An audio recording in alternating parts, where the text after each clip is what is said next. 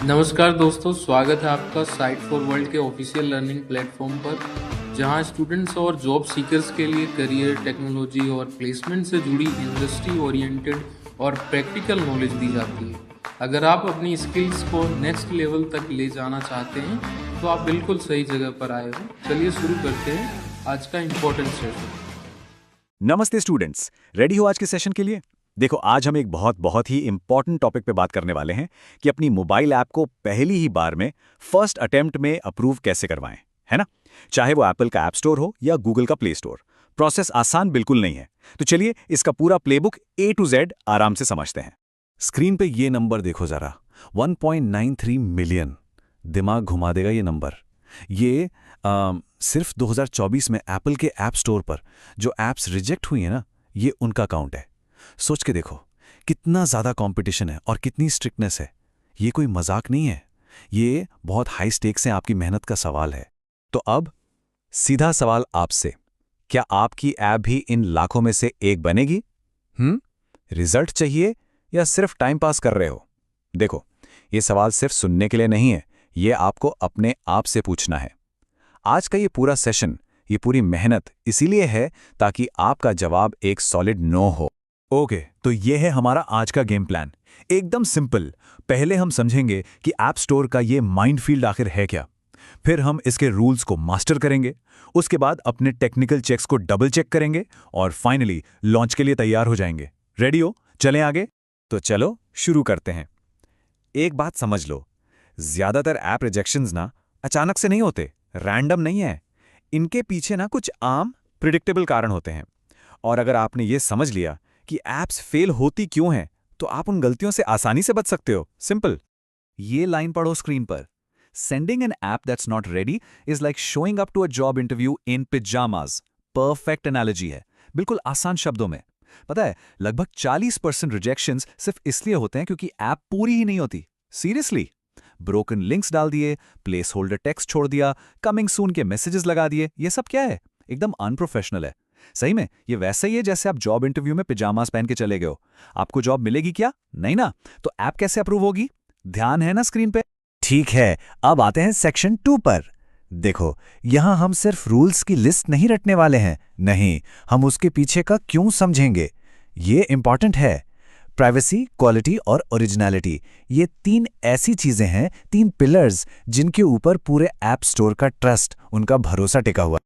ये देखो स्क्रीन पर, ये हैं सबसे आम गलतियां, सबसे कॉमन रिजेक्शन रीजंस। सबसे ऊपर क्या है? मिसिंग या अनक्लियर प्राइवेसी पॉलिसी। ये नंबर 1 रीजन है। इसका पर्पस समझ आया? आखिर क्यों? क्योंकि भाई एप्पल और गूगल अपने यूजर्स के डेटा को लेके सुपर सीरियस हैं। और वही चीज ओरिजिनलिटी पे भी आती है। अगर आपकी ऐप किसी और की कॉपी लगेगी या आपने कहीं से भी कॉपीराइटेड इमेजेस उठा ली, तो रिजेक्शन तो पक्का है। ध्यान से सुनना, ये पॉइंट मिस नहीं करना। तो अब सवाल है, इसको ठीक कैसे करें? सॉल्यूशन एकदम आमने सामने है। एक साफ सुथरी क्लियर प्राइवेसी पॉलिसी डालो। यूजर्स को बताओ कि आप कौन सा डेटा ले रहे हो और क्यों ले रहे हो। अपने यूआई और आइकन्स को यूनिक बनाओ। थोड़ी मेहनत करो, सिर्फ ओरिजिनल या लाइसेंस चीजें ही यूज करो। और हाँ, आपका ऐप डिस्क्रिप्शन वो ऐप के फीचर्स से मैच करना चाहिए। मिसलीड मत करो। सिंपल है। इसको नोट किया आपने? अभी क्या करोगे? इन चीजों को अपनी चेकलिस्ट में डालोगे ना? ठीक है, अब एक स्ट्रॉन्ग अटेंशन क्वेश्चन। सीरियसली जवाब देना।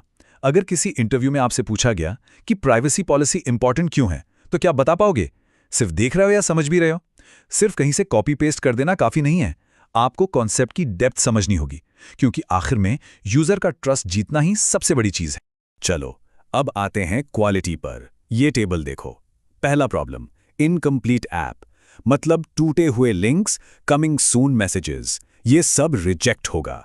फिर पुअर परफॉर्मेंस। अगर आपकी ऐप फोन की बैटरी खा रही है, फोन गर्म कर रही है, तो यूजर तो डिलीट ही कर देगा, आगे की बात ही छोड़ दो। और अनस्टेबल ऐप जो बार बार क्रैश होती है या इन ऐप परचेज काम नहीं करती, सोचो यूजर कितना फ्रस्ट्रेट होगा। तो इसका फिक्स क्या है? सिंपल। हर एक फीचर को टेस्ट करो, अपने कोड को ऑप्टिमाइज करो और सुनो ध्यान से, सिर्फ सिम्युलेटर्स पर नहीं, असली डिवाइसेस पर टेस्ट करो, एक्चुअल फोन्स पर।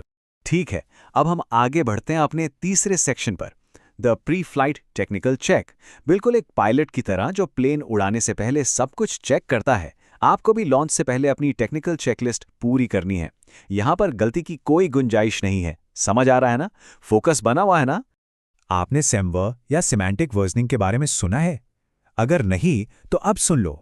ये सिर्फ कोई रैंडम वर्जन नंबर नहीं है, जैसे 1.0, 1.1 नहीं। ये एक पूरा सिस्टम है, एक इंडस्ट्री स्टैंडर्ड है। इससे आप यूजर्स और ऐप स्टोर्स दोनों को बिल्कुल साफ साफ बताते हो कि आपके हर नए रिलीज में आखिर है क्या।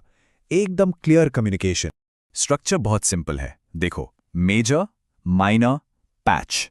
जब आप कोई बहुत बड़ा चेंज करते हो जिससे पुरानी चीजें टूट सकती हैं, तो आप मेजर नंबर चेंज करते हो। जब आप कोई नया फीचर डालते हो जो बैकवर्ड कंपैटिबल है, तो माइनर। और जब आप सिर्फ छोटे मोटे बग्स फिक्स करते हो, तो पैच। कितना सिंपल है ना? इससे यूजर को देखते ही समझ आ जाता है कि अपडेट कितना बड़ा है। Next topic, super important, app signing. इसको ना आप अपनी ऐप का डिजिटल फिंगरप्रिंट मान लो। ये कंपलसरी सिक्योरिटी स्टेप है जिससे ऐप स्टोर को पता चलता है कि ऐप सच में आपने ही बनाई है और इसके जो अपडेट्स आ रहे हैं वो भी सेफ हैं, किसी और ने नहीं भेजे।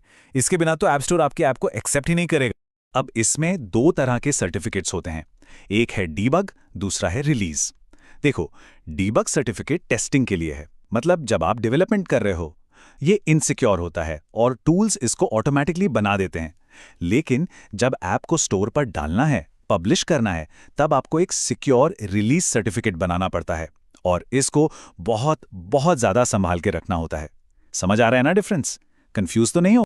चलो, एक एक्शन क्वेश्चन, सच सच बताना, क्या आपने ब्रेक पॉइंट्स यूज करके कोड डिबग करना शुरू कर दिया है या अभी भी console.log या प्रिंट स्टेटमेंट से काम चला रहे हो? देखो, प्रोफेशनल डेवलपर्स टूल्स यूज करते हैं, जैसे लॉगकैट या एंड्रॉयड स्टूडियो में ब्रेक पॉइंट सेट करना। अभी आप क्या करोगे? सीखोगे इसको या वही पुराने तरीके यूज करते रहोगे? ओके, ये रही आपकी मोस्ट इंपॉर्टेंट टेस्टिंग चेकलिस्ट। चाहो तो इसका स्क्रीनशॉट ले लो या नोट कर लो, पर इसको फॉलो करना जरूरी है। सिर्फ अपने फोन पे नहीं, अलग अलग डिवाइसेस पर टेस्ट करो। पुराने और नए ओएस वर्जन्स पर चेक करो और सबसे इंपॉर्टेंट, अलग अलग नेटवर्क्स पे टेस्ट करो, स्लो 2G नेटवर्क पर भी, क्योंकि आपके यूजर्स हर जगह हैं और हर जगह 5G नहीं है। ये स्टेप स्किप करने का मतलब है फेलियर को इनवाइट करना। चलो भाई, अब हम आ गए हैं आखिरी स्टेज पर, फिनिशिंग लाइन के पास। कोड रेडी है, टेस्टिंग डन है, अब बारी है फाइनल सबमिशन की। पर रुको, ये सिर्फ एक बटन दबाना नहीं है, ये एक पूरा एडमिनिस्ट्रेटिव प्रोसेस है जिसे बहुत ध्यान से करना पड़ता है। स्क्रीन पे ये जो वर्कफ्लो आप देख रहे हो, ये iOS सबमिशन का है। देख रहे हो? ये एक सिंगल स्टेप नहीं है। पहले ऐप रिकॉर्ड बनाओ, फिर मेटाडेटा भरो, अच्छे स्क्रीनशॉट्स डालो।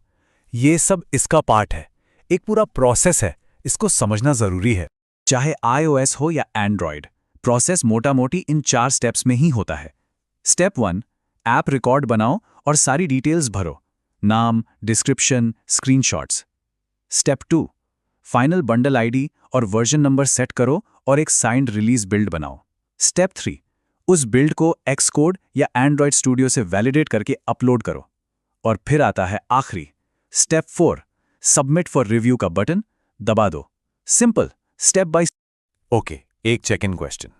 इतनी सारी मेहनत के बाद अगर मान लो आपकी ऐप रिजेक्ट हो जाती है, तो आप क्या करोगे? डीमोटिवेट हो जाओगे? छोड़ दोगे? नहीं, घबराना बिल्कुल नहीं है। यह भी इस प्रोसेस का एक नॉर्मल पार्ट हो सकता है। सबसे पहला रूल, डोंट पैनिक, घबराओ मत। जो रिजेक्शन का रीजन आया है ना, उसको आराम से, ध्यान से पढ़ो, एग्जैक्टली समझो कि उन्हें क्या प्रॉब्लम है। फिर जो जरूरी चेंजेस हैं वो करो, और जब रीसबमिट करो तो नोट्स में साफ साफ लिखो कि मैंने ये चीजें ठीक की हैं। इससे रिव्यूअर को आसानी होती है और आप प्रोफेशनल लगते हो। तो आज का सबसे बड़ा टेकअवे क्या है? यही कि ऐप स्टोर में सक्सेस कोई लॉटरी नहीं है, कोई किस्मत का खेल नहीं है। ये एक प्रोफेशनल, एक रिपीटेबल प्रोसेस का रिजल्ट है। सही तैयारी, प्रोसेस को अच्छे से फॉलो करना और हर रूल के पीछे का क्यों समझना, यही है अप्रूवल की असली चाबी। और अब मैं आपको इस आखिरी सवाल के साथ छोड़ता हूं। आपका कोड तो रेडी है, आई नो, पर क्या आपका प्रोसेस रेडी है? सिर्फ कोडिंग से काम नहीं चलता। तो हमारे चैनल को सब्सक्राइब कीजिए और वीडियो को अपने दोस्तों के साथ शेयर जरूर कीजिए। कमेंट सेक्शन में अपना डाउट या नेक्स्ट टॉपिक लिखना मत भूलिएगा।